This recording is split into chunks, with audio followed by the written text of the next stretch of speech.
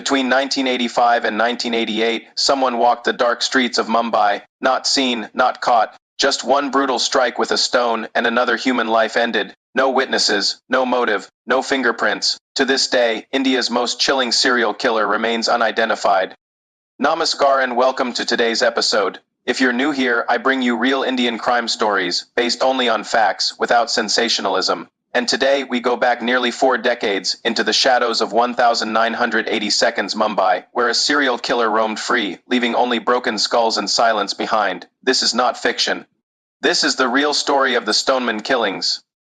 Mid-1980s Mumbai was a city of dreams, growing at an incredible pace, attracting thousands of people looking for work. But for many, the dream never materialized. Poverty pushed a large number of them to sleep on the city's footpaths, making the homeless population a tragic and easy target. Between 1985 and 1988, at least 12 to 13 murders were officially linked to one single suspect.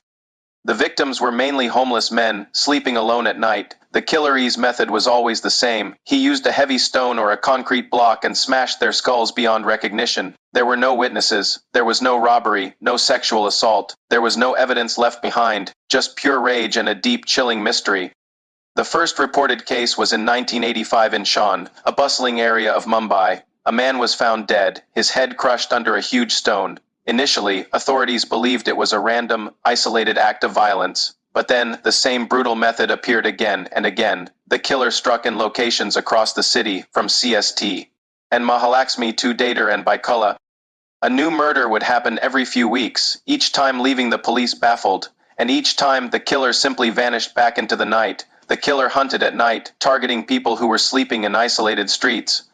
He would use objects weighing around 30 to 40 kilograms, sometimes pavement blocks, sometimes heavy stones which he would lift and drop with extreme force onto the victim's head. Based on this, police estimated that the killer was physically strong.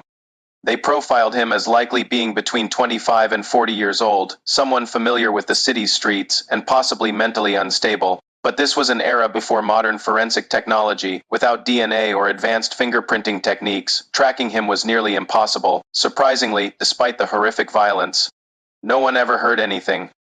The murders were completely silent, except for that single final moment of impact. By late 1986, the Mumbai police finally connected the dots. They realized they were dealing with a serial killer, and panic started to grip the city. Patrols were increased in the areas where the attacks had occurred. The police began warning homeless residents to avoid sleeping alone and to stay in groups for safety. But the killer adapted. He started changing his locations with each murder, always staying one step ahead of the law. Even today, the exact details of the investigation are incomplete because the police records from that time were poorly maintained, leaving many questions unanswered. Then, just as the Mumbai killings were creating fear, a new terror began.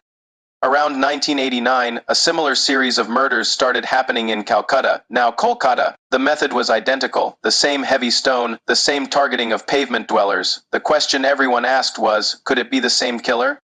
To this day, no one knows for sure. Some criminal experts believe the Mumbai Stoneman moved cities to escape the increasing police pressure. Others think it was a copycat killer, someone inspired by the news reports from Mumbai. The truth remains buried in the past. So, who was the Stoneman? Police and psychologists developed several theories over the years. Some thought he was a mentally unstable drifter, wandering the streets with a fractured mind. Others believed he could have been a construction worker or a manual laborer, someone strong enough to lift those heavy stones and who would blend in on the city streets. A darker theory suggested he was a twisted vigilante, someone who believed he was cleansing the streets of the homeless. Perhaps the most chilling idea is that he was hiding in plain sight, maybe one of the city's night sweepers or watchmen, using his job as a cover. But these were all just theories. The hard truth is that there was never any conclusive evidence, there was never a final arrest, and there was never a confession. Then, as suddenly as they had started, the murders in Mumbai stopped. By 1988, the killing spree was over. The police never announced an arrest or that the case was solved. This led to even more speculation. Some believe the killer died, or was perhaps secretly jailed for another unrelated crime and the police never connected him to the Stoneman case. Others say he simply moved away or stopped. For reasons only he would know. Was he someone who lived among the people of Mumbai? Could he still be alive today, an old man carrying a dark secret? No one knows. The Stoneman case was never officially solved. Even today, the confirmed number of his victims is debated. Some official reports say there were 12, other sources claim the number could be over 20. His identity, his motives, and his twisted psychology remain one of India's darkest and most frustrating unsolved mysteries. The Stoneman walked into history without leaving a trace. His victims, mostly nameless and forgotten by the system, deserve to be remembered. Tonight, at least, we remember them. If you want more true crime stories from India that the world has forgotten, hit that subscribe button now, and comment below to tell me, should I do a part 2, diving deep into the Kolkata killings? And always remember, truth is often more terrifying than fiction. Stay safe, stay aware.